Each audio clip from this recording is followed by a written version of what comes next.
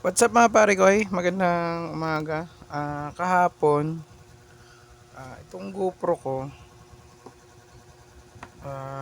yung baterya ko kasi is medyo bloated na yung original. Ito yung original niya. Ito yung aftermarket na nabili ko lang. So, dalawa lang yung baterya ko.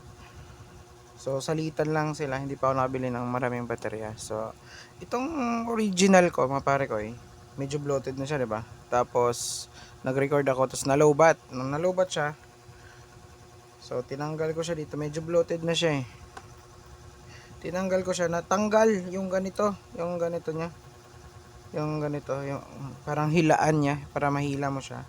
So ang nangyari, na-stuck siya doon sa loob yung baterya. Hindi ko siya matanggal kasi natanggal nga yung kanya panghilaan. Ito. So ang nangyari, sinundot ko, mahirap yung ganun. So gagawa tayo ng life hack paano to gawan ng hilaan. So ngayon, ang gagawin natin para ganito siya, kasi usually GoPro ganyan. Tapos pag nalubat na siya, tatanggalin mo, ganun lang siya pagtanggal, di ba? Ayan. So wala na siyang tanggala, wala na siyang panghila. So gagawa natin siya panghila. Sana makatulong ito sa mga GoPro user dyan, no, na mga pare ko natin. So ang gagawin nyo lang mga pare ko ano lang to, DIY lang to. Sa naisip ko lang din to. So ang gagawin nyo is scotch tape.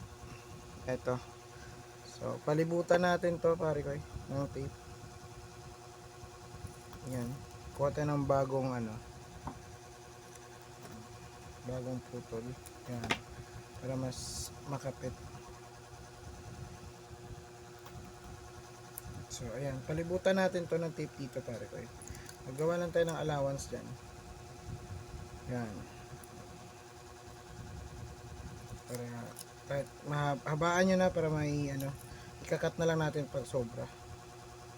So ganyan, palibot natin dito.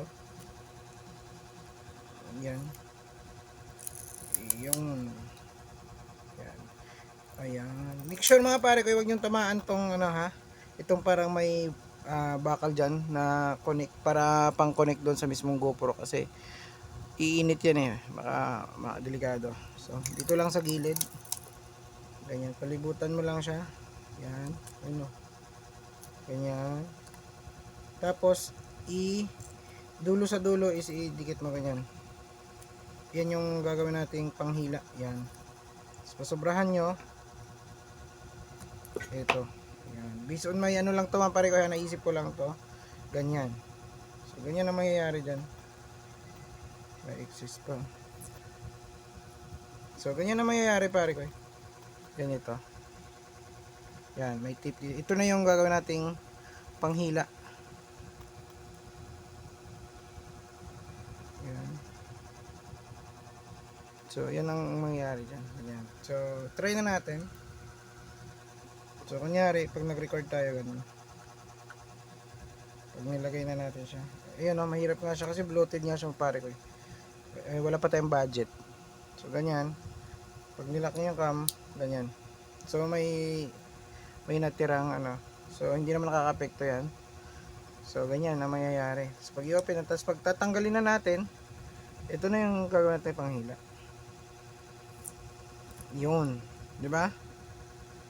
So, sana makatulong mga pare ko sa mga GoPro user dyan na hindi alam kung paano gawa ng paano ba mag DIY. So ganito lang, basic lang, naisip ko lang siya. So ayan lang mga pare ko like, share and subscribe. Share nyo din sa iba para makatulong. Thank you.